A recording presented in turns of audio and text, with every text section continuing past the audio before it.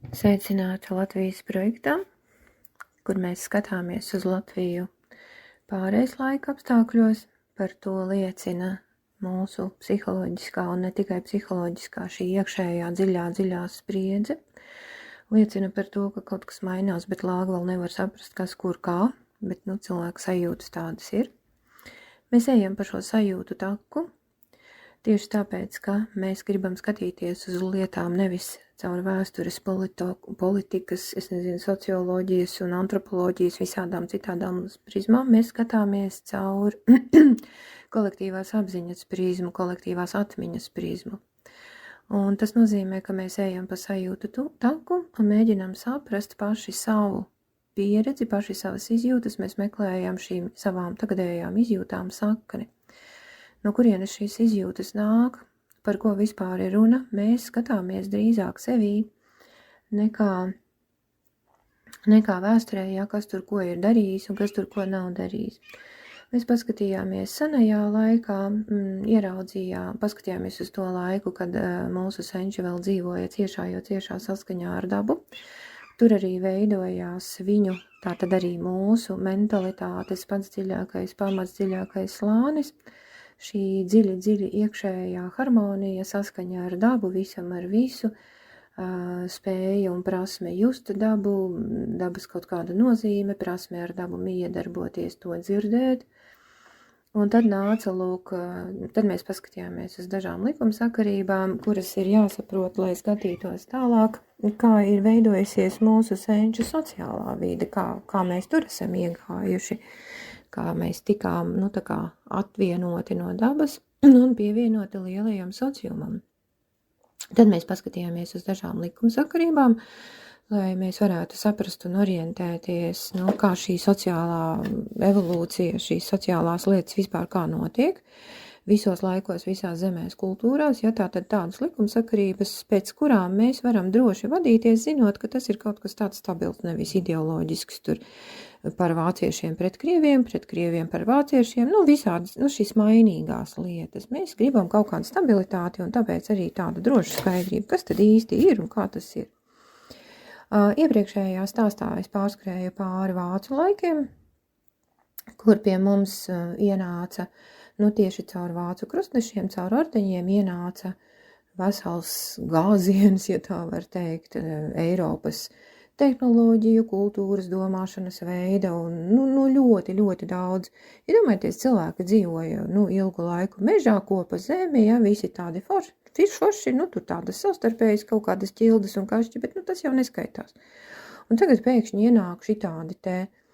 Protams, ka tā ir ļoti smaga pieredze, ļoti sāpīga pieredze, un tas, ja mēs skatāmies caur evolūcijas prizmu, caur apziņas evolūcijas prizmu, tad tas ir milzīgs lēciens, mūsu senčiem nācās piedzīvot milzīgu lēcienu tieši apziņā. Apziņas attīstībā tas jau veidojās jau pilnīgi cits apziņas slānis, un tas notika ļoti strauji, ļoti spēcīgi, nevis dabiskā veidā, bet tādā piespiedu kārtā. Un tāpēc arī šie vācu laiki mūsu sabiedrības atmiņā ir palikuši kā diezgan smagi laiki, grūti laiki, ka tajos laikos notika kaut kas tāds, kam nevajadzēja notikt, un tā jau, kaut kādā ziņā tā jau arī ir. Pēc tā stāsta es jums solīju paskatīsimies vēl, vai mūsu šī 700 gadus ilgā pieredze mijiedarbībā ar vāciešiem bija vienīgā mijiedarbība, un paskatīsimies vēl dziļāk. Vēl drusku dziļāk, jo arī vācieši, ne no kurienes neradās, viņiem arī ir savs pamats, kaut kas radīja viņus, un ko viņi kā paši savu pieredzi atnesa pie mums. Un, ja mēs skatāmies uz savām tagadējām izjūtām, uz saviem tagadējiem procesiem, tad mēs, agrāk vai vēlāk, ja mēs tā kārtīgi skatāmies un tiešām gribam sevi saprast un ieraudzīt, sevi kā Latviju, tātad Latvija ir cilvēki, Latvija nav mūsu zeme tikai vai valsts, Latvija esam mēs cilvēki, to es tā arī gribu atgādināt, manā saprašanā Latvija ir cilvēki. Un ja mēs sevī skatāmies un mēs gribam sevi saprast, kas tad mēs un ko mēs un ar ko mums ir darīšana, tad mums tiešām jāskatās ir ļoti dziļi, un šajā reizē man stāsta nosaukums ir Latviešu apziņas nepabeigtā pāreja, un tīri teorētiski, tā ļoti, ļoti minimāli ieskicēšu tādu jēdzienu, ko sauc par romiešu tiesībām. Vācieši bija tie, kuri atnesa ar romiešu tiesībām saistīto pasaules uztveri, ja tā var teikt, romiešu tiesībās balstītu pasaules uztveri. Un šī pasaules uztvere, seno laiku, 9., 10., 11. gadsimta Baltijas iedzīvotājiem tas bija absolūti kaut kāds, kaut kas pilnīgi pa gaisiem. Apmēram tāpat, ka mums tagad atnāktu citplanētieši un te tagad ieviestu kaut kādu baigo kārtību. Mums tas diezgan stipri nepatiktu. Jo mēs nesaprastu. Mēs vienkārši nesaprastu, ko viņi grib, ko viņi te vispār meklē, kas viņi tādi vispār ir un ko viņi te, kas viņi vispār. Apmēram tādā stāvoklī nonāca mūsu senči šajā te laikā, kad vācieši atnesa šo virsējo slāni, tātad tur rakstību un lietišķos rakstus, politiskos veidojumus, kā tas viss notiek, bet arī tā bija daudz dziļākas saknes šajā te romiešu tiesību principā balstītas. Tātad stāstīņš latviešu apziņas nepabeigtā pārēja. Kāpēc par to vispār jārunā? Daudzi cilvēki šodien dzīvo ar iekšējo spriedzi, nevienmēr viņi spēja to skaidri nosaukt vai formulēt, taču tā ir jūtama ikdienā, attieksmē pret noteikumiem, sistēmām, institūcijām un pasauli kopumā arī. Tā izpaužas kā neusticēšanās visādām sistēmām, kā nogurums no pastāvīgas pielāgošanās, kā sajūta, ka pasauli it kā nestrādā cilvēcīgi. Bieži parādās arī grūtības saprast savu vietu notiekošajos procesos, gan sabiedriskajos, gan globālajos, gan personiskajos. Šādās situācijās cilvēks ļoti bieži secina, ka problēma ir viņā pašā. Līdz tam, protams, ir jānonāk, bet sākumā viņš domā, ka problēma ir ārpusē, bet agrāk vai vēlāk viņš nonāk pie tā, ka problēma ir viņā pašā. Un tad cilvēks sev saka, es neesmu pietiekami elastīgs, es neiederos, kaut kas ar mani nav kārtībā. Spriedze tiek uztverta kā personiska neveiksme, rakstura trūkums vai nespēja pielāgoties pasaulē, kāda tā ir. Un tad cilvēki meklē personīga rakstura atbalstu pie cietniekiem, pie ārstiem, pie psihologiem, psihiatriem, visādiem kaučiem, garīgajiem skolotājiem. Viņi kaut kā risina savu to problēmu, šo iekšējo neveiksmes sajūtu, kaut kā nepietiekamības, nepilnvērtības, šo iekšējos nepatīkamo sajūtu. Šodien es gribu piedāvāt citu skatījumu. Skatījumu, kas šo sajūtu nepaskaidro ar individuālu vājumu, bet ieliek to plašākā kontekstā. Šī spriedze, tas, ko tu jūti, mīļo klausītāji, tās nav personiska problēma, tā ir kolektīva pieredze, kura dzīvo mūsos jau no pašiem senākajiem laikiem. Šī kolektīvā pieredze ir saistīta ar to, ka mūsu apziņa gadsimtu gaitā ir veidojusies. Kā tas viss ir noticis, kādi slāņi tajā ir uzkrājušies, un kādi slāņi ir palikuši nepabeigti, tādā ziņā, kā neizdzīvoti, neintegrēti pilnā mērā, viņi tika palikuši gaisā karājamies, viņi nav pieņemti. Ja šī spriedze ir kolektīva, tad to nav iespējams atrisināt tikai individuāli, ar personīgu piepūli vai pareizāku domāšanu pēdiņās. Taču to var saprast, to var apzināties un pakāpeniski palēnām integrēt. Un saprašana šeit nav domāta teorētiska zināšana. Ka es te tagad izanalizēju, tad tagad tā man atnāca vācieši, man te kaut ko izdarīja, un tāpēc man tagad ir tā. Nē. Saprašana ir domāta kā iekšēja atpazīšana, kā sajūta. Ka tas, ko es piedzīvoju šodien, nav atrauts no pagātnes. Ka tas, ko es piedzīvoju šodien, ir šīs pagātnes turpinājums manī. Un visticamāk tas vilksies arī nākotnē iekšā, ja es pati to neizbeigšu, vai ja tu pats vai pati, mīļo klausītāji, to neizbeigs. Tātad runa ir par dziļu sajūtu, kura kā diedziņš satur mūs visus laikā un telpā kopā. Tāds enerģētisks diedziņš, izjūta. Un šis stāsts noteikti nav par vainīgajiem un nav arī par vēsturisku tiesāšanu. Un absolūti nav ne runa, ne doma par to, kurš ir labs un kurš ir slikts. Tā ir par nepabeigtu apziņas pārēju, kas joprojām mūsos turpinās, mūsu izjūtās, mūsu attieksmē, attiecībās un veidā, kā mēs satiekamies ar pasauli. Un tieši šīs pārējas apzināšanās ir pirmais solis uz spriedzes, uz šīs iekšējās īstenībā kolektīvās sāpes mazināšanu un dziļāku iekšēju orientāciju. Tieši apzināšanās.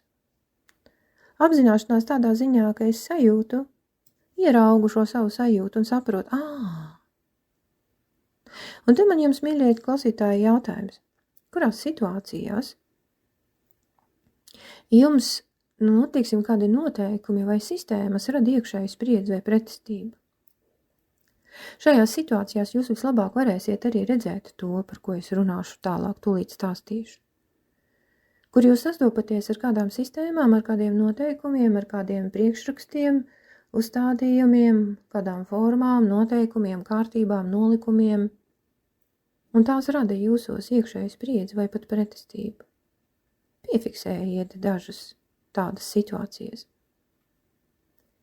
Stāsta gaitā jūs varēsiet piebremzēt, atcerēt, šīs situācijas piefiksējiet, un tad stāsta gaitā jūs varēsiet patīt uz priekšu, varbūt līdz stāsta beigām jūs jau ieraudzīsiet un sapratīsiet skaidri un gaiši, par ko vispār ir runa. Pilnīgi tā varētu gadīties. Un otrs jautājums šajā brīdī varētu būt tāds, vai tu, mīļo klausītāji, šo spriedzi līdz šim šo sajūtu, šo iekšējo, varbūt tādu nevisai patīkamu sajūtu miedarbībā ar visādiem sistēmām. Vai tu esi uztvēris kā savu problēmu, vai tev ir sajūta, ka tā tomēr ir mūsu visu problēma? Kā tu to uztver?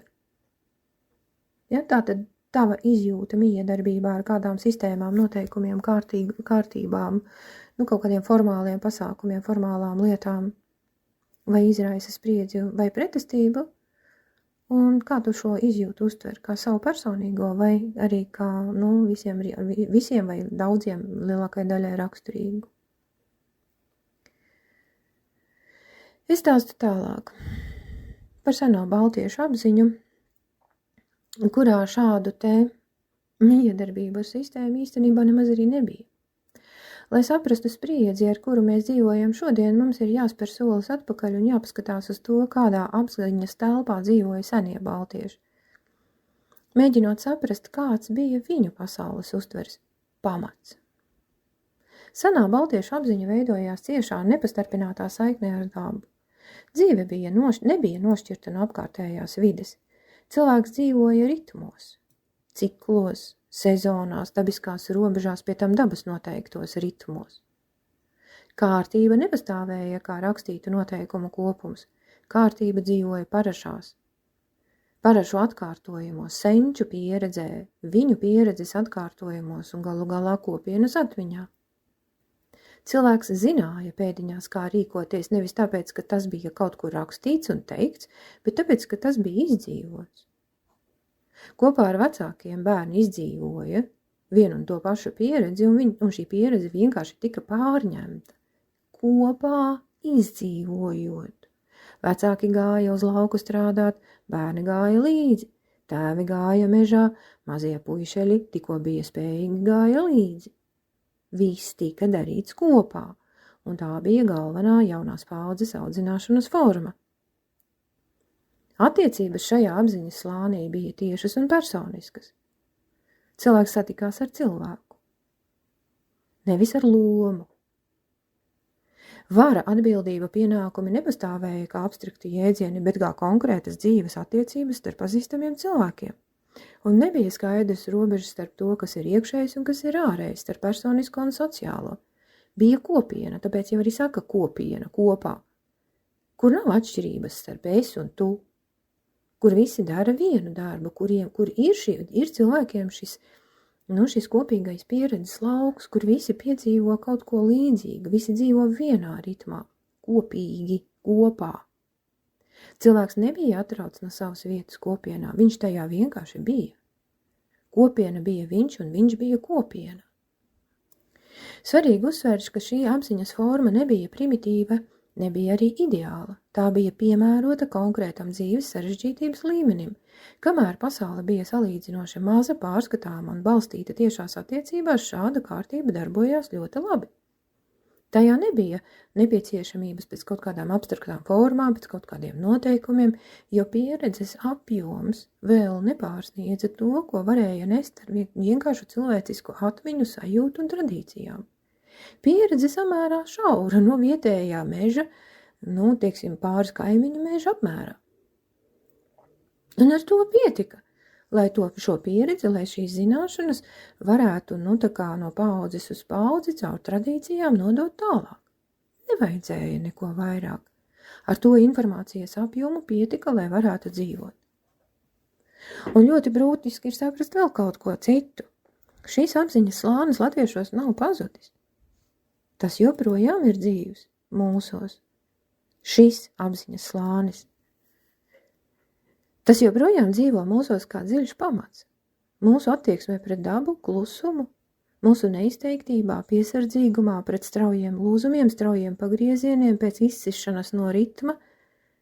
Šis apziņas pamats, šis dziļais, dabā balstītais apziņas slānis balstās cilvēcīgumā, sajūtā par to, kas ir cilvēcīgs un kas nav cilvēcīgs. Šo sajūtu ir ļoti grūti definēt, bet ļoti viegli pazaudēt. Tas ir slānis, kurā kārtība vēl nav atdalīta no dzīvības. Tieši tāpēc vēlāk, sastopoties ar kaut ko abstraktu, no cilvēka atsvešinātu, ar kaut kādām formām, formālismu, noteikumu, kārtībām, sistēmām, šis dziļais slānis neizzuda, bet atkāpās. Un tas, ka tas joprojām ir dzīvs, ir gan mūsu spēks, gan arī viens no spriedzes avotiem, ar kuru mēs darbojamies šodien. Varat izsekot domai līdzi? Mēs dzīvojām tajā dabas, kā dabas bērni, kur mums nav atšķirības starp labu un ļaunu, ir kopiena un ir daba, un arī mēs un daba esam kaut kas līdzīgs. Mūs vieno vienkārši dabas cikli. Kaut kādā laikā mēs darām to, kaut kādā laikā mēs darām to, vēlams tādā un tādā secībā kopā ar kopienas vecākajiem locekļiem. Mums nevienam neko nemāca, vienkārši mēs darām. Un visu mēs iemācāmies. Un tad, lūk, kaut kādā brīdī šī situācija mainījās. Un mūsu tas dabiskais slānis, šī bērnišķīgā pasaules uztvere, viņa ir ļoti bērnišķīga pasaules uztvere, šī totāla uzticēšanās apkārtējai videi, tā kā mazie bērni, vecākus mājas vidi uztver. Un viņiem ir jāmāca, kā iet ārpus mājas, ka tur nav droši, ka tur ir kaut kas. Senie senči vēl to īsti nezināja, viņi ar to tā nebija sastapušies. Viņi bija sastapušies ar savstarpējiem kašķiem, bet tie bija tādi paši cilvēki, kā mēs. Un mūsos šī sajūta ir saglabājusies atšķirībā no dažām citām tautām, kuri ir šito te saikni pazaudējuši ar šo dziļo sajūtu, ar šo cilvēciskuma sajūtu, ar šo dziļa siltuma sajūtu, dziļas saskaņas sajūtu. Mūsos visos tā sajūta ir. Kā tāds, atskaites punkts, kā jābūtības sajūta. Šajā vietā es jums atkal gribu pajautāt, kur jūs savā dzīvē jūtat šo dabisko neformālo kārtību? Kuri ir tie brīži, kad klusumā, neizteiktībā, piesardzībā, atturīgumā jūs ieejat, atpazīstat vai jūsos uzpeld šī sajūta, kur lietas vienkārši ir pareizas un bez nekādiem noteikumiem? Vienkārši tā ir un viss, kurš to nezina? Šīs dziļais kaut kāds ieiešanas sevī moments. Būšanas ar sevi moments. Bieži mums neiznāk laika šajā stāvoklī būt, tagad mēs vēl caur ezoteriku to sākam atcerēties, mācīties, tie ir apzināti būšana sevī, bet mūsos visos tas dabiskā veidā jau ir. Savā dzīvē jūs esat pazīstat šo situāciju, šo sajūtu, tieši sajūtu. Pamēģiniet viņu atsaukt atmiņā. Un kādas sajūtas rodas tad, kad jums gadās, dzīvē situācijas, un tādas mums ir ļoti daudz, kad mēs esam spiest rīkoties pretēji šai iekšējai sajūtai. Saskaņā ar ārējiem noteikumiem vai kādu kārtību. Teiksim, mēs aizgājām uz darbu, un man iekšējā sajūta saka vienu, bet, darbs ir darbs, un es nevaru darīt citādāk. Vai kādas, sarunas, kaut kādas vietas, kuras mēs apmeklējam, kaut kādas, sociāli svarīgas procedūras, ko mēs izpildām, un iekšējā sajūta saka, bet mēs to vienkārši darām. Mēs pat neļaujam sev par to domāt, tas vienkārši ir jādara, un mēs to darām. Bērnus vedam uz skolu, mums ir sajūta, ka tu tai skolā kaut kā viņiem nav labi, bet mēs viņus tik un tā vedam, kāda ir sajūta? Kad mēs ejam pret sevi, pret šo savu dziļāko noskaņu. Varat apturēt šo stāstu, pakavēties savās izjūtās, pamēģināt viņas uzķert un tikai tad turpināt. Bet es stāstu tālāk. Par vācu laiku kā par apziņas lūzumu, kas nebija tikai okupācija, tur bija vēl kaut kas, notika vēl kaut kas. Kad Baltijas telpā ienāca vācu urdeņi un kristīgā Eiropa, izmaiņas nenotika tikai politiskā vai saimnieciskā līmenī vien. Notika arī daudz dziļāks process, notika apziņas lūzums. Lai to saprastu, ir svarīgi uz brīdi atkāpties no ierastās vēsturiskās domāšanas par okupantiem un vietējiem un paskatīties uz to, kas notika cilvēka iekšējā pasaulē. Mums ļoti patīk skatīties lietas caur okupantu prizmu, vietējo prizmu, ja tādā veidā nošķirot viņi ir viņi un mēs esam mēs, bet šoreiz paskatīsimies vienkārši pēc izjūtām. Kā varēja tā laika mūsu senči justies, kad viņi sastapās ar to, ko viņi sastapās? Vācu klātbūtne ienesa pilnīgi citu pasaules kārtības izpratni. Tā balstījās hierarhijā, disciplīnā, pakļautībā, noteiktā struktūrā, rakstītos un nerakstītos noteikumos un skaidri nošķirtās sociālajās lomās. Atceros, ka man bija vesela virkne stāstu par sociālajām lomām. Tas ir ārkārtīgi svarīgi saprast, kur sākas beidzas sociālās lomas un kur sākos es. Ārkārtīgi svarīgi.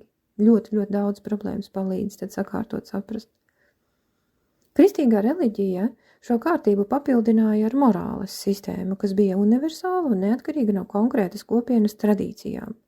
Bet te parādās jau tas atšķirīgums. Ir kaut kādas mūsu kopienas un ir tas, kas ir atnācis. Pasaule tika skaidrota nevis caur dabas ritmiem un pieredzi, bet caur kaut kādiem, kā jābūt. Kaut kādi priekšstati par to, kā jābūt. Izšķirošais moments ir nevis tās, kas tika atnests, bet kā tas tika piedzīvots. Šī jaunā kārtība neizauga no vietējo cilvēku pašu piedzīvotas pieredzes. Viņiem pieredze nebija. Viņiem pieredze bija pavisam cita, kopienā un miedarbībā ar dabu balstīta. Un jaunā pieredze netika veidota kopīgi, netika pārunāta, netika izdzīvota. Tā ienāca kā ārēja vara, kā forma. Noteikumi, hierarhija, likumi, pienākumi. Un tā laika cilvēki, mūsu senči, dabas cilvēki, viņi neuztvēra šo visu kā kopīgu telpu. Viņi to visu uztvēra kā kaut ko svešu, kaut ko uzspiestu, ar spēku ieviestu. Tas nebija viņu, tas bija atnests, ienests.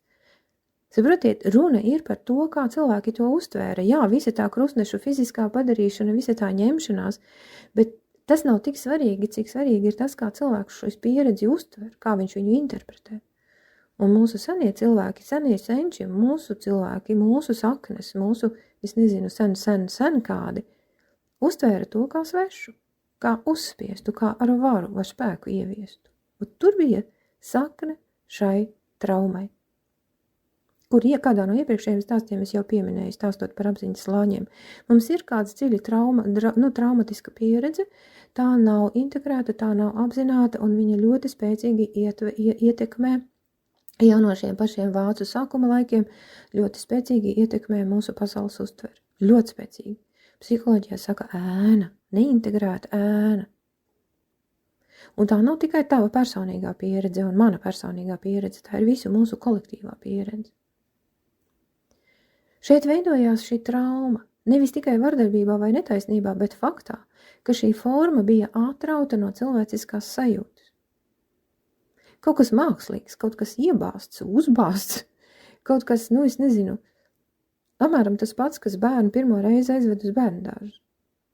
Un pirmās dienas, kad lielākā daļa bērnu, viņiem ļoti grūti ir ieiet šajā kolektīvā, un viņi nesaprot, kas viņiem tur ir pazudis, kas viņiem tur tajā barā ir jādara, viņiem tas ir svešs. Viņi nevar to pieņemt, un arī tur ir trauma, arī tur veidojas pamats citai traumai, bet pēc būtības līdzīga. Dabiskā apziņa, kas līdz tam bija dzīvojusi ārējā pasaulē, tika spiesta atkāpties uz iekšieni.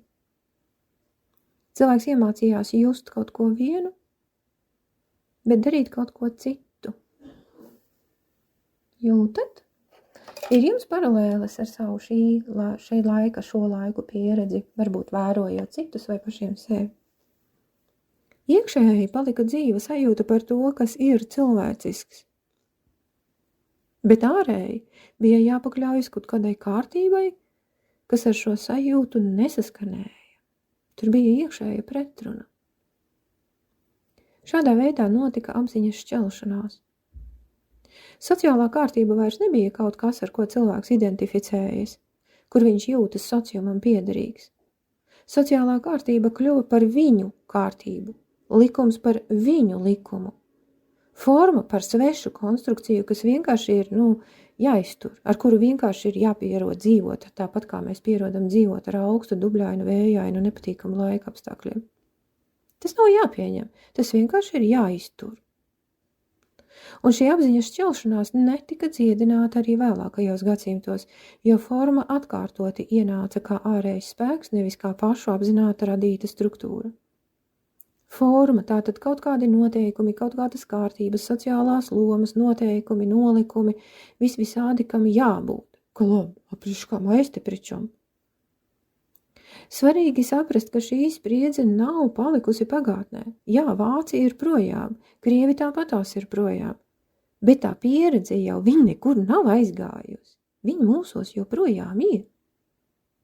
Un šī pieredze nav tikai vēstures fakts, kas bija un izbija, jo mēs tagad dzīvojam citā gadā un citā gadsimtā pat un citā gada tūkstotī. Saprotiet, šī pieredze ir ierakstīta mūsu kolektīvajā apziņā un katrs no mums sevī kādu pikucīti no šīs pieredzes nes. Tieši tāpēc vēl šodien, jebkādas formas, kārtības, likumi, sistēmas, tā teikt matrica, bieži vien izraisa nevis drošības sajūtu, bet iekšēju pretestību, nogurumu, enerģijas zudumu un atsvešinātību. Ne tāpēc, ka cilvēki būtu pret kārtību, un, protams, ne, bet kāpēc? Tāpēc, ka šī kārtība tā arī nav kļuvusi patiesi iekšēja. Ir vara, ir valsts, ir likumi, ir kārtība, jā, mēs kaut kādā veidā tajā iekļaujamies, bet personīgā dzīve, sirds un dvēsele jūtu līmenī paliek mūsu ziņā. Mēs nevaram pat pie labākās gribas, mēs tā īsti nevaram šai sociumam atvērties. Un rezultātā iznāk, ka mēs dzīvojam tādas kā divas paralēlās dzīves. Viena dzīve ir tā, kur mana sajūta saka, ka jābūt tā, bet nav, un šitas ar nav. Un ir otra dzīve, kas ir sociumam. Tur viss it kā ir baigi forši, ja man ir darbs, man ir kaut kāda alga, man ir kaut kādi plāni, bērni, visas lietas. Man nav par ko sūdzēties. Daudziem klājas vēl sliktāk nekā man, bet sajūta nav, bet sajūta saka, ka kaut kas nav. Ir pazīstama jums šī pretruna? Visticamāk, ka ir tādā vai citādā veidā, kādiem tā ir asāka, kādiem tā nav tik asa, bet šī pretruna starp ārējo vidi un iekšējo sajūtu, baltiešiem un latviešiem, man liekas, ka pat lielākā mērā ir ļoti, ļoti sena, pazīstama, dziļa, milzīgi dziļa, kuru mēs uztveram kā norma, mums liekas, ka tāda ir pasaule, bet nē, tā ir mūsu trauma, mūsu kolektīvā senā trauma. Ja jūs gribat patiešām sekot līdzi šī stāsta domai tā, lai jums arī ir kāds praktisks ieguvums, tad padomājiet, varat apsvērt šādus atbildes uz šādiem jautājumiem, paveidojiet savu attieksmi, varbūt nočekojiet savas sajūtas, savu iekšējo pieredzi, pamēģiniet saskatīt to, par ko ir stāsts. Ja jums nav grūti, varat arī padalīties komentāros, izdevās, neizdevās ieraudzīt, ko sevī ieraudzījāt tādu, kas attiecas uz mums visiem. Jautājums viens varētu būt, kurās situācijās man forma, autoritāte vai noteikumi automātiski izraisa iekšēju pretestību. Pat tad, ja tie ir saprātīgi. Man ļoti daudz tāda ir, jau no skolas laikiem, jau no bērnības laikiem. Es visu laiku jūtu šo iekšējo pretestību, ka ir lietas, kas vienkārši ir jādara, kaut arī nepatīk. Un vienkārši to dara. Nedomā, neanalizē, vienkārši aizveras ciet. Sirsniņa aizveras ciet, enerģētiskais lauks aizveras ciet. Otrs jautājums, par ko arī varētu būt liederīgi padomāt, vai es spēju sajust atšķirības starp kārtību, kas mani atbalsta, un kārtību, kas manī rada atsvešinātības sajūtu. Intuitīvi mēs visi to jūtam, bet mēs parasti šo nesaskaņu, ja mēs uztveram nesaskaņu, parasti mēs viņu tā kā pārnesam savu sajūtu, projicējam ārējā vidē. Mēs sakām, ka tur kaut kas nav kārtībā, bet patiesībā runa ir par mūsu iekšējo neatbilstības sajūtu. Kad mūsu dziļā sajūta, ja šī dabas bērnu sajūta saka kaut ko vienu, bet tā informācija, ko mēs uztveram no sociālās vides, saka kaut ko citu. Un tad mēs sakām, tai vidē kaut kas nav kārtībā. Mums tāda situācija ļoti daudz, tev arī droši vien, mīļo klausītāji. Un trešais jautājums šajā vietā, kur arī derētu tā pārlūkot pēc savas pieredzes, tieši pēc pieredzes, kur es savā dzīvē jūtu, ka daru tā kā vajag, nevis tā kā jūtu. Varat ieraudzīt kādas situācijas, atsaukt atmiņā kādas situācijas, par kurām, šodien moderni teikt, man nerezonē, bet es tik un tā daru. Un kāda ir tad jūsu iekšējā sajūta, kāds ir kā tas šī iekšējā pretruna, kad mēs darām to, kas ir jādara, lai gan labprātāk to nedarītu. Kā tas ietekmē jūsu iekšējo stāvokli? Pavērojiet. Baigi interesanti, ļoti daudz ko var ieraudzīt. Šādā veidā mēs grupās arī strādājam. Meklējot sevi, kontaktu ar sevi patieso, mēs meklējam sevi īsto, mēs meklējam to sajūtu, kāda mums latviešiem, mūsu senčiem bija raksturīga šajos dabas laikos. Mēs meklējam, mums ir šis ceļš. Mēs meklējam šo sajūtu. Mēs integrējam šo traumēto pieredzi. Un mēs izveidojam vienu apziņu. Citi to sauc par garīgo ceļu, mēs varam saukt arī par šo kolektīvās traumas dziedināšanu. Jo šī trauma jau mums visiem arī ir. Un viņa ir tikusi pārmantota, mācīta, nodota no paudzes paudzē caur mūsu senčiem, caur vecākiem. Te ir tā karmas tīrīšana, dzimtas tīrīšana, dzimtas karmas. Te viņš ir, bet tas ir stāsts tieši par to pašu. Burtiski, nosaukums cits, pieeja cita no ezoterikas puses, bet būtība tieši tā pati kolektīvā pieredze. Bet mēs ejam tālāk. Tagad kāds vārdiņš par romiešu tiesību principu, jeb par formu kā apziņas struktūru, nevis varu. Te būs bišķiņ teorija. Lai saprastu, kas tieši latviešu apziņas pieredzē palika nepabeigts, mums ir jāsaprot, ko cilvēces attīstībā nozīmēja romiešu tiesību princips, ne kā likumu krājums, ne kā vēsturisks fakts, bet kā apziņas lēciens. Romiešu tiesības parasti tiek skatītas ekonomisko likumu, startautisko likumu, jeb kādu likumu kontekstā. Mēs ne tā. Mēs to skatāmies kā pilnīgi citu apziņas līmeni. Romiešu tiesības visas cilvēces kontekstā ieviesa ideju, ka cilvēku attiecībās var pastāvēt kāda neitrāla forma. Struktūra, kas nav ne viena cilvēka griba, ne otra emocijas, ne arī tradīciju autoritāte. Kaut kas neitrāls, kas visiem ir kopīgs, bet nav ne vienas vai citas puses personiska izpausme. Cilvēku attiecībās starp cilvēkiem parādās kāds trešais elements – status, loma, pienākums, tiesības, atbildība. Tātad kaut kas abstrakts. Tas nav cilvēks. Status nav cilvēks. Sociālā loma, vergturis, tas nav cilvēks. Deputāts nav cilvēks. Skolotājs nav cilvēks. Tās ir sociālās lomas. Mamma, tētis, bērns. Tie nav cilvēki. Tās ir sociālās lomas. Ko nozīmē loma atšķirībā no paša aktiera? Attiecības vairs netiek uzturētas tikai ar personisku klātbūtni, spēku vai savstarpēju pazīšanu. Tās tiek uzturētas formā, kas pastāv arī tad, kad emocijas mainās vai cilvēki vairs nav klāt. Bērns atstāja ģimeni, aizgāja savās gaitās. Bet pēc romiešu tiesību principa viņš joprojām ir bērns. Vecāki viņu mīl, gaida mājās, joprojām starp viņiem ir šīs enerģētiskās kaut kādas saiknes no vecāku puses un kaut kādi tādi pienākumi no bērna puses. Bet pēc romiešu tiesību principa viņiem vairs nav pienākumu. Vienkārši ir šīs sociālās saistības, kad, teiksim, es nezinu, ja bērns arī jūt šo enerģētisko saikni, ja šo dabas bērnu līmeni, tiešās attiecības, ja tad bērns varbūt tur sūtīs vecākiem kaut kādas naudas dāvaniņas katru mēnesi, atbalstīs vecākus, apciemos viņus, katru sestdienu, svētdienu uz māmiņas pankūkām aizies. Vecāki to sagaida. Bērnam lāga negribās, bet labi ir stundu.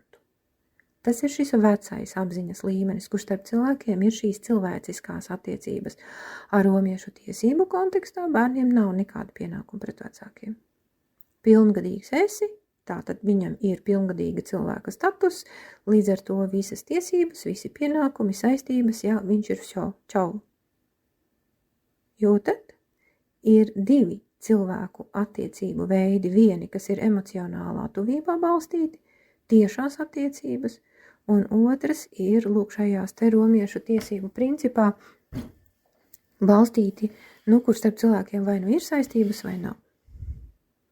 Aizbrauca no Latvijas valsts un aizbrauca, un viss, punkts. Es te vienkārši vairāk nedzīvoju. Juridiski es skaitos joprojām Latvijas pilsonis, ņemot vērā, un tas ir šis status, ja? Un kamēr es atrodos šajā statusā, tikmēr Latvijas valstī uz mani ir kaut kādas, tiesības, kaut ko viņi no manis var gribēt. Saprotiet?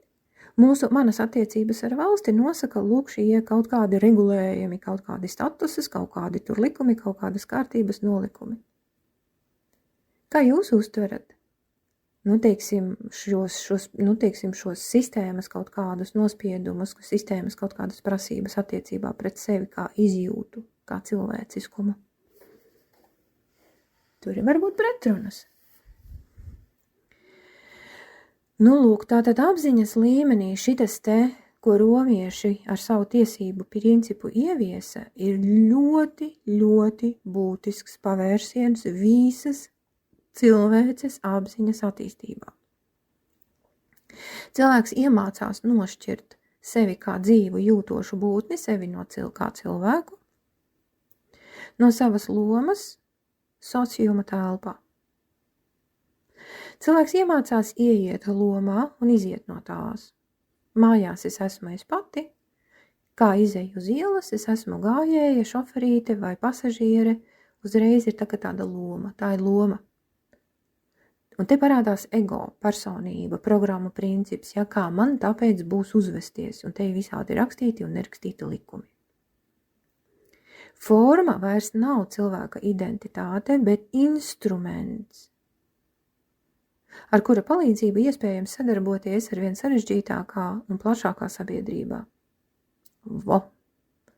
Šīs romiešu tiesības paplašina cilvēku miedarbības, sadarbības, vispirms jau geogrāfisko plašumu, pēc tam sociālo plašumu.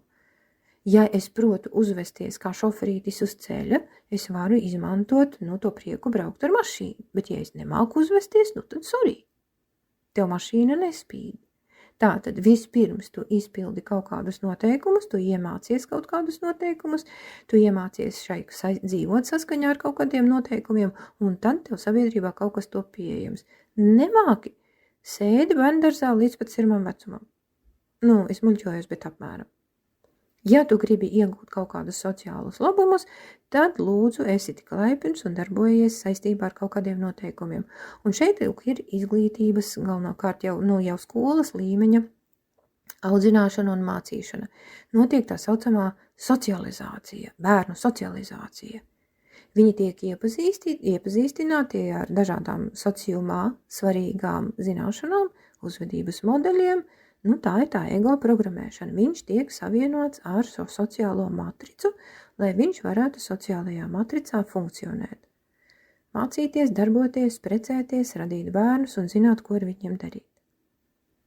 Tas ir romiešu tiesību princips. Un tas Latvijā pie mūsu meža cilvēkiem, lauku cilvēkiem, bija jau mums arī lopkopju cilti, nevis lopkopju, bet zemkopju ciltis, kuriem pamatnodarbošanās bija zemkopība. Šajiem te dabas bērniem, šādu pasaules redzējumu atnesa tieši vācieši ar savu klātbūtni.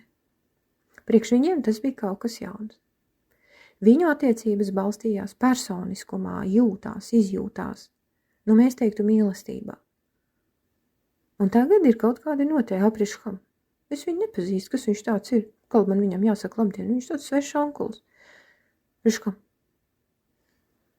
Un nevar saprast, ka labi jāsaka labdienas, kas viņš tāds ir. Es viņu te nesauks, viņš vispār ienāca manā mājā tāds kaut kāds te. Lūk. Romiešu tiesību princips ļāva notikt tam, ko varētu saukt par civilizācijas mērogu. Tas ļāva strukturēt pieaugošu cilvēku pieredzes apjomu, nebalstoties tikai uz tradīciju, atmiņu vai personisku autoritāti vien. Forma kļuva par kopīgu telpu, kas pieder nevis kādam konkrētam cilvēkam, bet visiem, kas tajā piedalās. Un varēja jau miedarboties nevis tikai ar kādiem 30, 50, 100, 200 savus cilts locekļiem, bet jau varēja miedarboties ar simtiem un tūkstošiem cilvēku, ja mācēja. Un te ir izšķirošais punkts Baltijas pieredzē. Šis apziņas princips netika izdzīvots no iekšpuses. Tas netika apgūts kā savs. Baltijas telpā romiešu tiesību atvasinājumi ienāca caur vācu ordeņiem, baznīcu, feodālo kārtību, bet bez pakāpeniskas apziņas pārējas, bez iespējas iemācīties, ka šādas cilvēku attiecības, kuras ir likumu kārtības statusa visādas noteiktas, var būt neitrālas un pat aizsargājošas. Tā vietā šīs formas tika sasaistītas ar varu, hierarhiju un pakļautību. Dabas cilvēki automātiski romiešu tiesību principu, šo sociālo miedarbību uztvēra kā hierarhisku un pakļautu, kur ir kādi, kas ir augšā un ir kādi, kas ir apakšā. Viņi tā to saprata. Pie tam šie ārējie ir ar kaut kādu varu, viņi mūs te spiež un apspiež, viņi te staigā pa mūsu zemi, viņi šeit neiederas. Kāpēc? Nezinu, bet viņi ir tur augšā. Un ņemot vērā to, ka es esmu šeit apakšā, ar to arī viss ir izteikts. Viņi ir viņi un es esmu es. Punkts.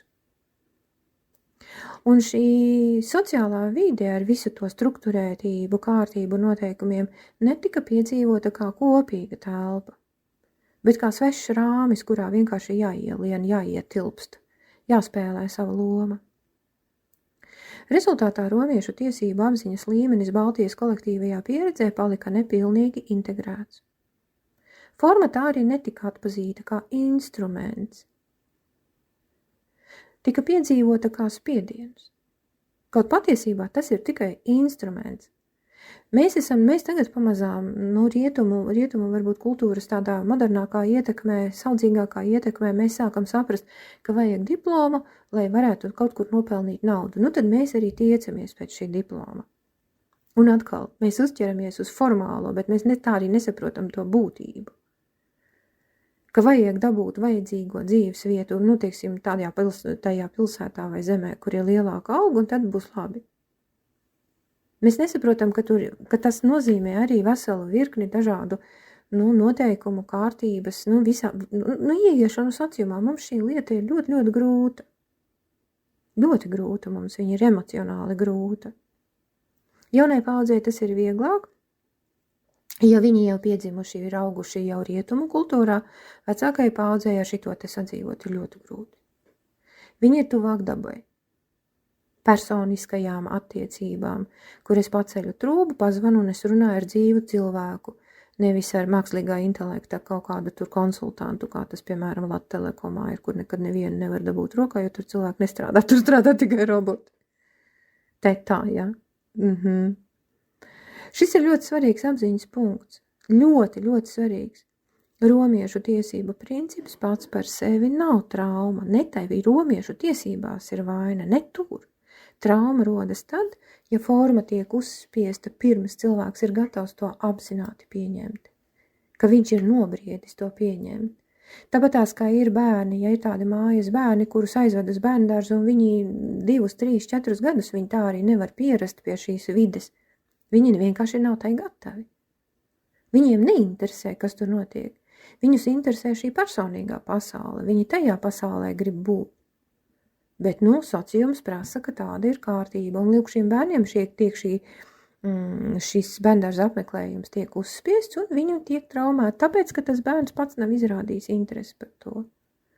Un ir bērni, kuri ļoti ilgi pretojas, viņiem valodas attīstība kavējas, lai gan tur logopēdi speciālisti visādi strādā, viņam negribas komunicēt, viņam nav interesanti. Visādi autiskā spektra traucējumi parādās, viņam neinteresē šis sociālā vide. Viņš tur neredz, ko viņam tur varētu vajadzēt. Viņš jūtas emocionāli tuvāks, viņš tur vairāk kaut ko saņem mājas vidē. Jūtat, un te ir tieši tas pats princips. Tieši tas pats princips, ka iekšēji tas bērns jūt kaut ko vienu, bet sabiedrība viņam piedāvā pie tam vardarbīgā, uzspiedošā kārtā piedāvā kaut ko citu. Un tieši to pašu piedzīvoja mūsu senči. Atnāc vācieši, visiem te, tu tagad esi zemnieks, un tāpēc tev tas vēl pienāks, tas pienāks, tas pienāks, tas. Kā labi, es nekāds zemnieks neesmu. Es te dzīvoju, tā ir mana zeme, kas tu te tāds esi? Šī mūžīgā pretruna. Visās mūsu paudzēs šitas ir bijis. Lūk.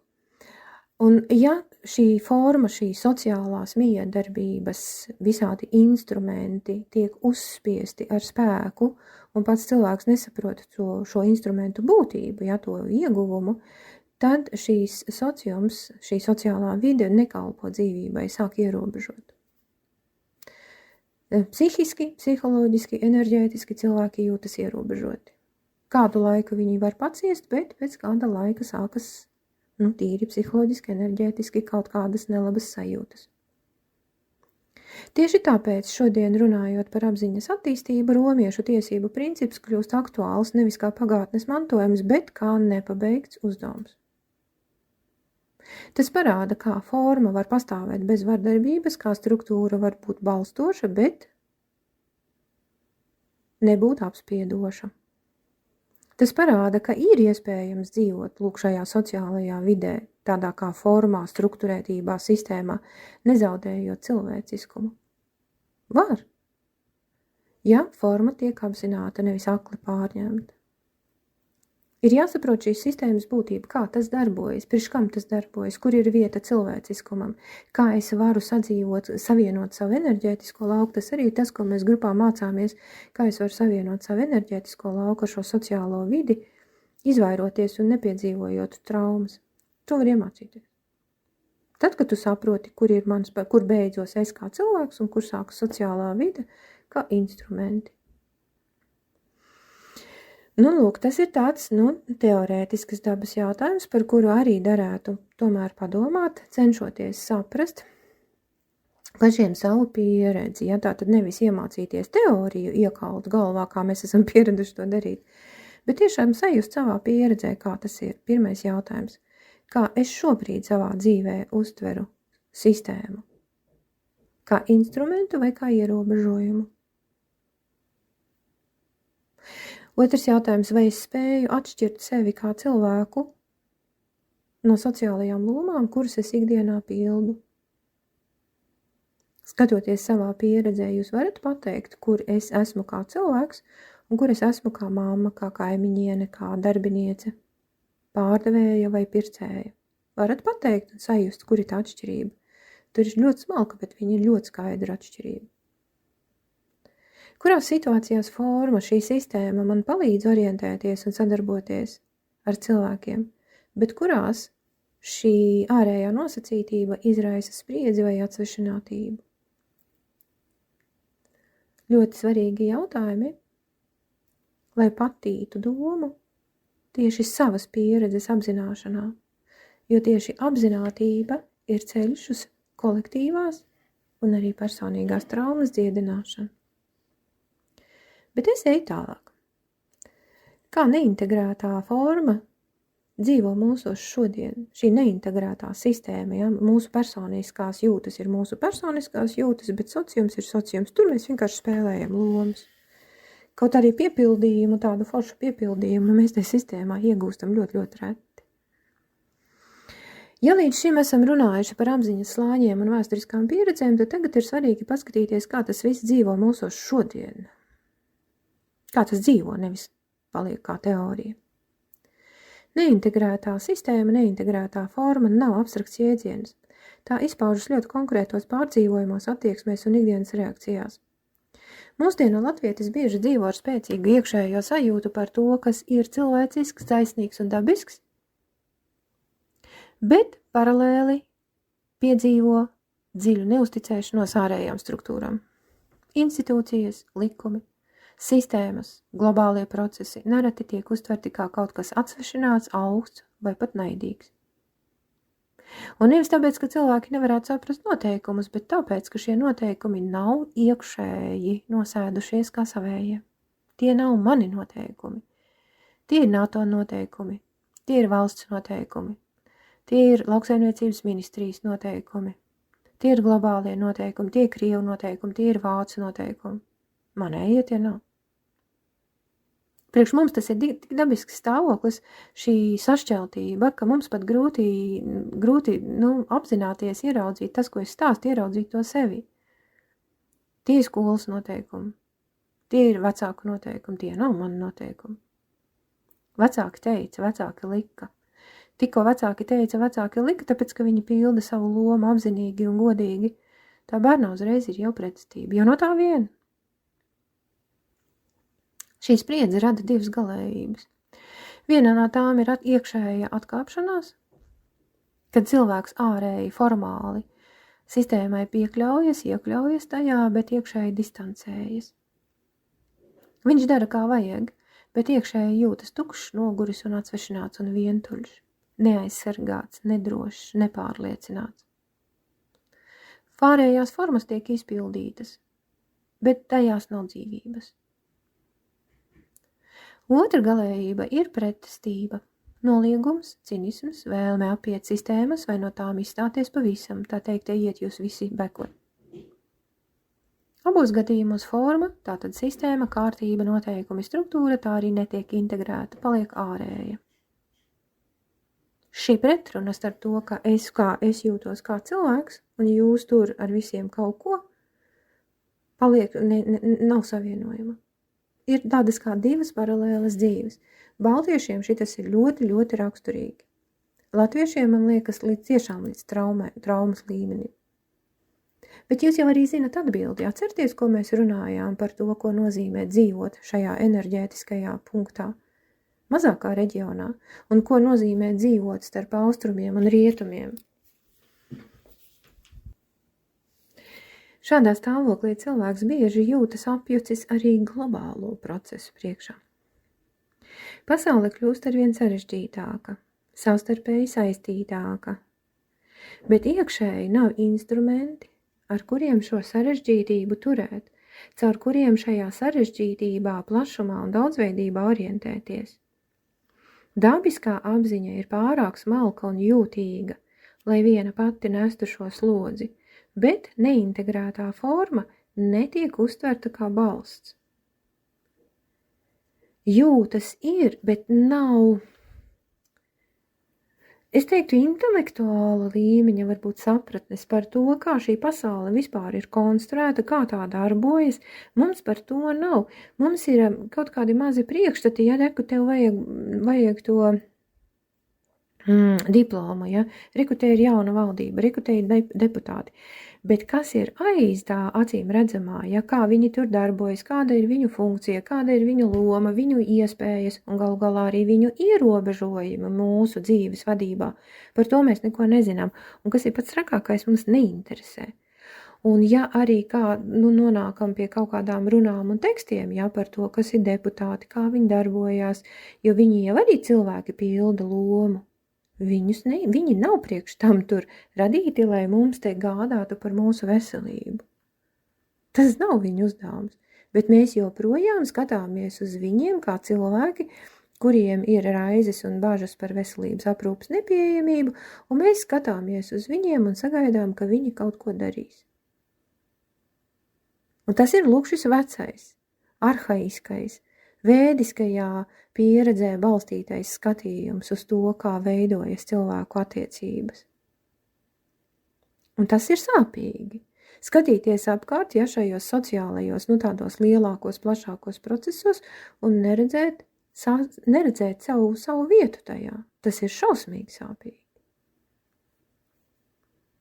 Dabiskā apziņa ir pārāk smalka un jūtīga, lai viena pati to nestu. Ir vajadzīga arī sapratne, vajadzīgas zināšanas, bet nevar tās dabūt, kamēr ir šī emocionālā pretestība. Rezultātā rodas sajūta, ka pasaule iet garām, ka pasaule tevi nedzird, mani nedzird, nerēķinās ar mums, ka notikumi notiek bez mūsu līdzdalības. Paši par sevi, ka kāds ir izlēmis mūsu likteni mūsu vietā, vai arī notikumi ir vērsti pret mums, kāds ir izlēmis ne mums par labu. Viņiem ir viņu intereses un ar mums nav rēķinājušies. Pazīstat šādus apziņas stāvokļus?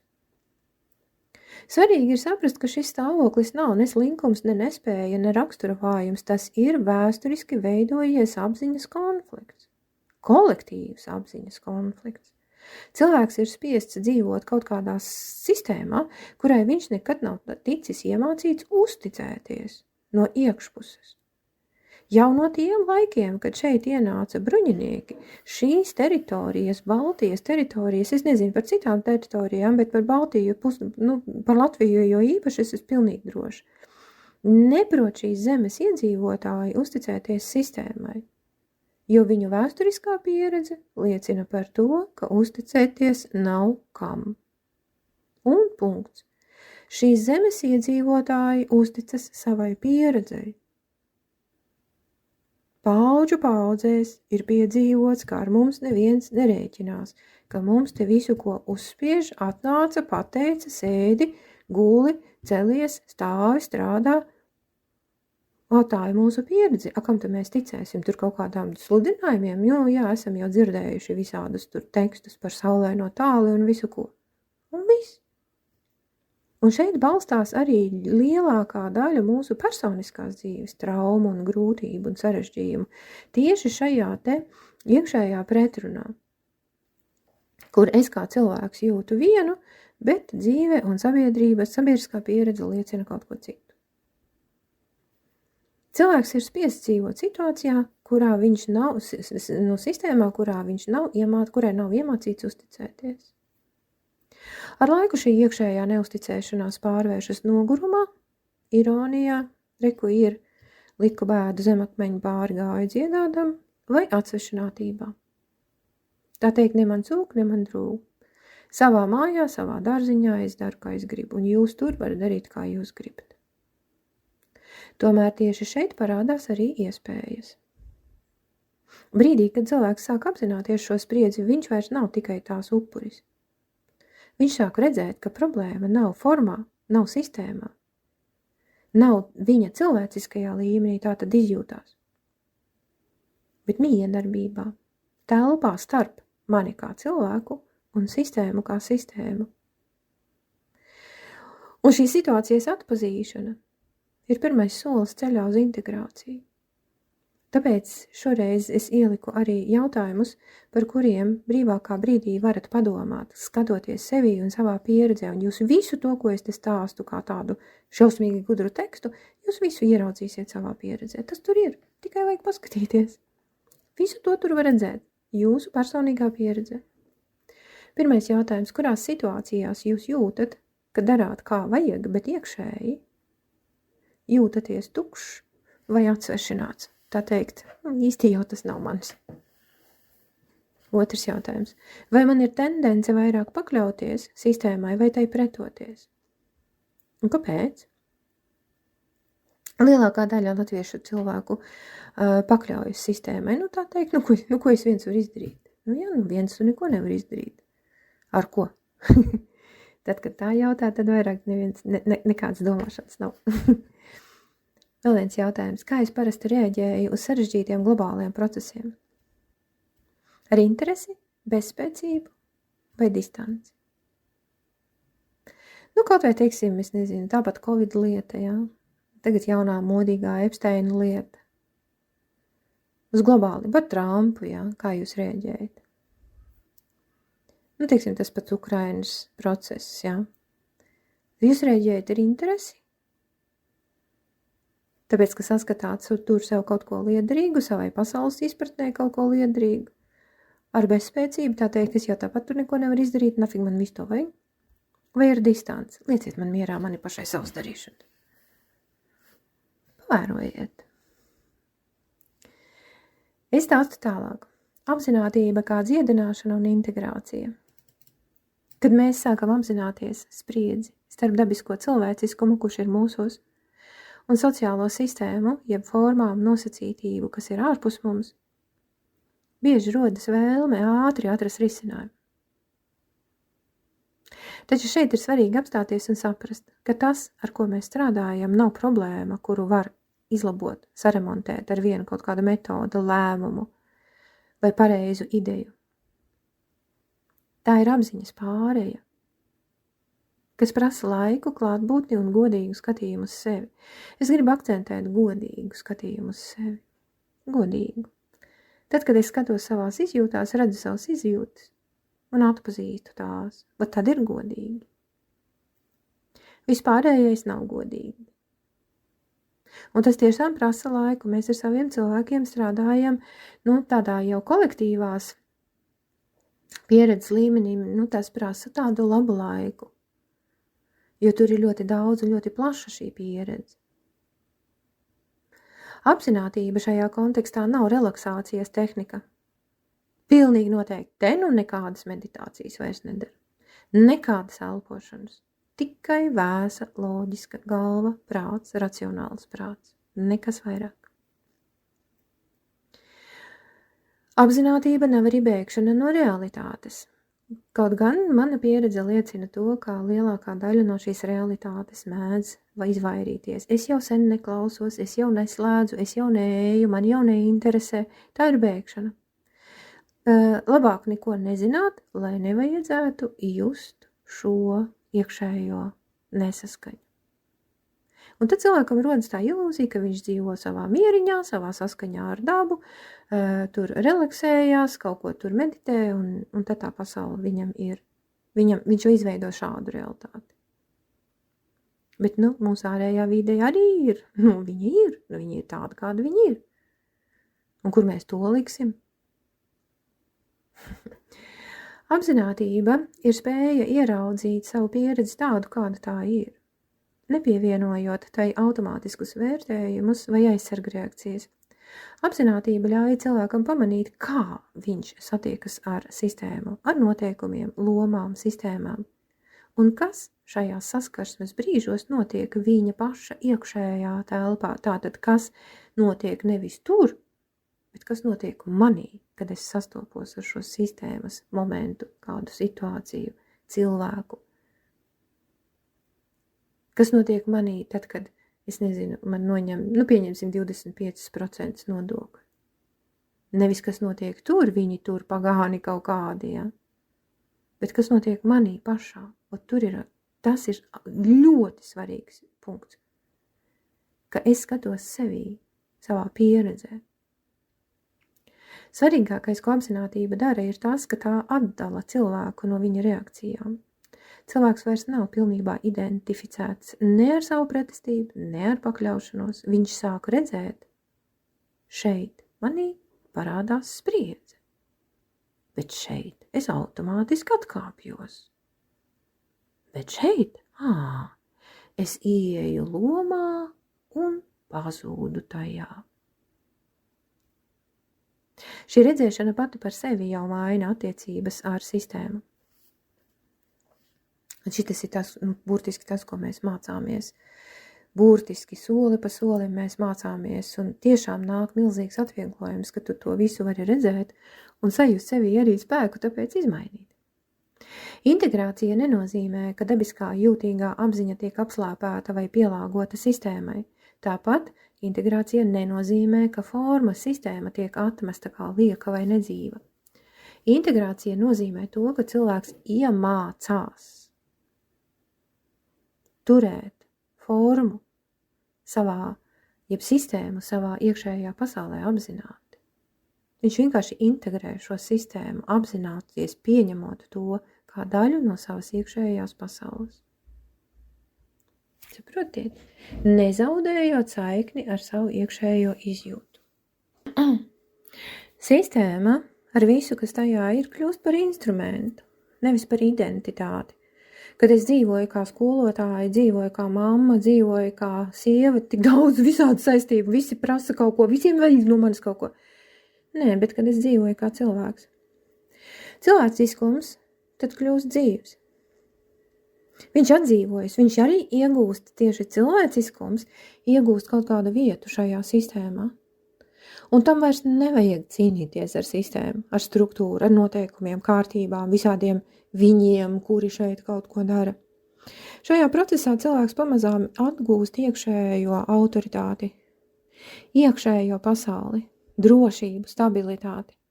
Likumi, noteikumi un lomas vairs netiek uztverti tikai kā viņu pēdiņās, bet sāk kļūt par telpu, kurā arī es piedalos.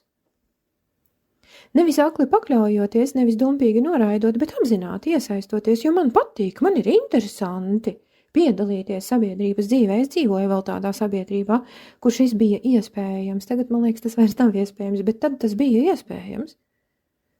Izmācījos par skolotāju, tāpēc, ka man patika latviešu valoda, man patika krāmēties ar latviešu valodu. Man arī padevās, man bija interesanti strādāt to darbu.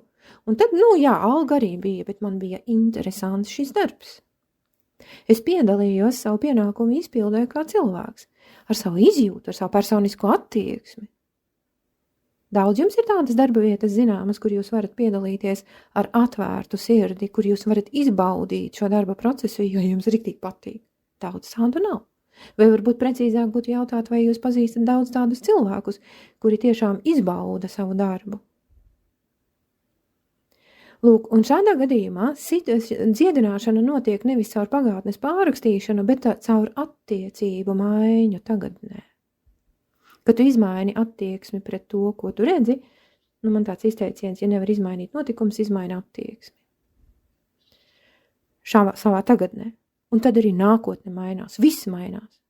Svarīgi arī saprast, ka šī integrācija nav individuāls ego projekts, tā notiek cilvēkā, bet tai ir kolektīva nozīme. Katrs cilvēks, kurš spēja apzināti turēt šo sistēmu kā savas dzīves telpu, vienlaikus saglabājot cilvēciskumu, kļūst par stabilizējošu elementu visas sabiedrības kontekstā. Šādā veidā rodas jauns līdzsvars starp iekšējo un ārējo, starp jūtām un struktūru. Apzinātība nav mērķis. Tas ir tilts. Tilts starp apziņas slāņiem, kuri ilgu laiku ir dzīvojuši nošķirti. Un tieši šis tilts ļauj pabeigt to pārēju, kas vēsturē palika nepabeigta. Bet šodien tiešām ir kļūsi par nepieciešamību, lai mēs varētu funkcionēt šajos sociālajos procesos, kuri tiešām ir mainīgi, kuri tiešām ir cilvēciskumam, nevisai patīkami, maigi sakot, lai mēs vispār varētu orientēties šajos procesos, jo tas ir svarīgi. Man liekas, ka šajā vietā patiešām būtu ļoti prātīgi padomāt par savu attieksmi, par savu pieredzi, savu personīgo, dziļi personīgo sajūtu līmenī par šādiem jautājumiem. Kādas automātiskas reakcijas tevī parādās, saskaroties ar noteikumiem, lomām vai struktūrām? Tieši emocionālās reakcijas. Tu tur, sastopies ar kaut kādu ierēdni, kurš tur kaut ko, sastopies, Facebookā kaut kāda ziņa, tāda, kas izraisa emocionālu reakciju. Kas tās ir par reakcijām, ar kādām tu sastopies? Otrs jautājums, vai tu spēji pamanīt brīdi, kad identificējies ar savu lomu, sociālo lomu, un pazaudēji savu iekšējo sajūtu, kur tu esi kā cilvēks? Bet teici, esmu cilvēks, un tas jau tagad iegāja lomā, un man panesās. ļoti, ļoti panesās, ļoti ātri panesās. Bet man liekas, ka vienai daļai cilvēku viņi vēl nav pamanījuši vispār šo atšķirību, kur esmu es un kur ir šī sociālā loma. Tās mīļai divas dažādas ļoti specifiskas lietas, pat ar dažādām ķermeņa daļām saistītas. Bet pamēģiniet saskatīt, pamēģiniet uztaustīt, kur jūs esat lomā un kur jūs esat savā izjūtā. Un trešais jautājums, kā izskatītos jūsu ikdiena, ja jūs formu, sistēmu sākt lietot apzināti? Nevis rēģēt uz to automātiski. Tas ir tas, ko mēs mācāmies ar nosaukumu apziņas pārinstalēšana, kur mēs mācāmies miedarboties ar sistēmu, tikai kā ar sistēmu, savu enerģētisko lauku, savu personīgo izjūtu, izmantojot citādāk. Nevis tā, kā mēs esam pieraduši, bet tā, kā mums ir izdevīgāk. Un noslēgumā skatiens nākotnē un apziņas integrācija. Noslēdzot šo stāstu, ir svarīgi paskatīties uz visu, par ko mēs runājām, nevis kā uz vēstures stāstu, bet kā uz dzīvu procesu, kurā mēs visi jau piedalāmies. Mēs redzējām, ka spriedze starp dabisko cilvēciskumu un sociālo formu nav nejauša, un nav arī mūsdienu kļūda kaut kāda. Tā ir vēsturiski izveidojusies apziņas pāreja, kas kaut kādā brīdī tika pārtraukta un šodien prasa turpinājumu. Skatiens nākotnē šeit nenozīmē jaunas ideoloģijas vai perfektas sistēmas meklēšanu, tas nozīmē jaunu attiecību veidu ar sistēmu. Nākotnes apziņa nav tāda, kas atsakās no struktūrām, bet tāda, kas spēj tās turēt apzināti. Sabiedrībā, kuras pieredzes apjoms nepārtraukti pieaug, sistēma, kā cilvēku miedarbības lauks, neitrāls cilvēku miedarbības lauks, būs nepieciešama arvien vairāk un vairāk. Taču jautājums ir nevis vai būs šī sistēma, bet kādā apziņas kvalitātē tā tiks turēta. Ja sistēma paliek neapzināta, tā kļūst par spiedienu. Ja tā tiek turēta apzināti, tā kļūst par balstu. Šeit paveras iespēja, ka latviešu pieredze ar tās dziļo dabisko apziņu un vēsturisko spriedzi pret uzspiesto kārtību var kļūt nevis par trūkumu, bet īstenībā par resursu. Un to es arī redzu. Tieši šis jūtīgums var palīdzēt radīt tādas sistēmas formas, kas nav atsvešinātas no cilvēka, bet kalpo cilvēkam. Varat iedomāties dzīvot sistēmā, kura kalpo jums, nevis kurai jūs kalpojat. Tas ir iespējams. Es to redzu. Un mēs to mācāmies ar saviem cilvēkiem. Nākotnes uzdevums nav izvēlēties pusi, kur būt. Starp dabu vai sistēmu, krievu vai vācieši, es nezinu, romieši, japāņi, ķīnieši. Runa nav par to. Nākotnes uzdevums ir iemācīties turēt abus vienlaikus, gan savu personisko, gan visu to, kas pieder sistēmai. Cilvēks, kurš spēj būt klātesošs savā cilvēciskumā un vienlaikus apzināti darboties formā, sistēmā, vairs nav sašķelts.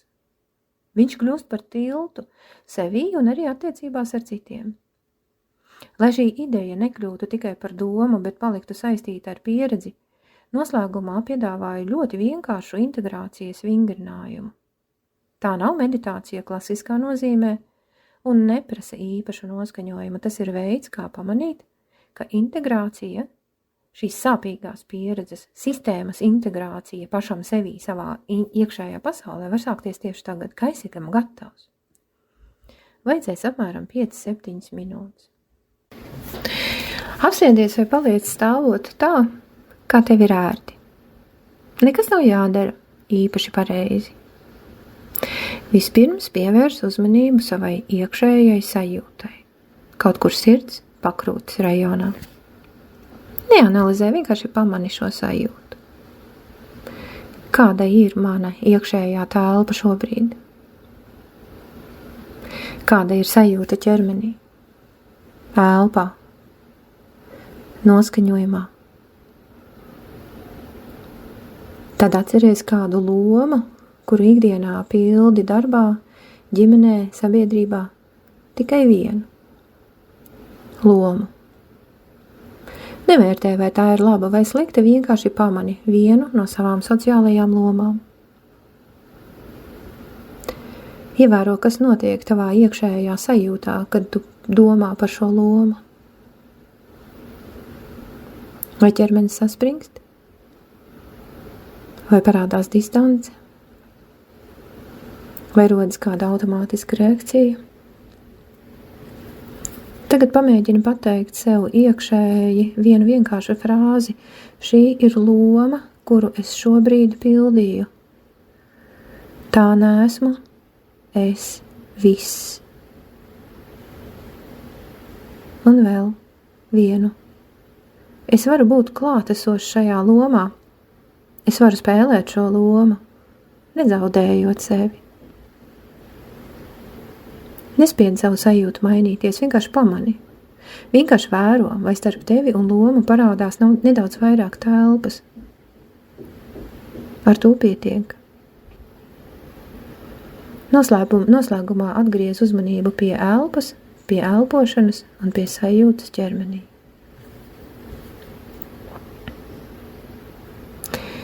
Un noslēgumā vēl daži jautājumi, par kuriem patiešām derētu padomāt, parakājoties savā personīgajā pieredzē, tātad izjūtās.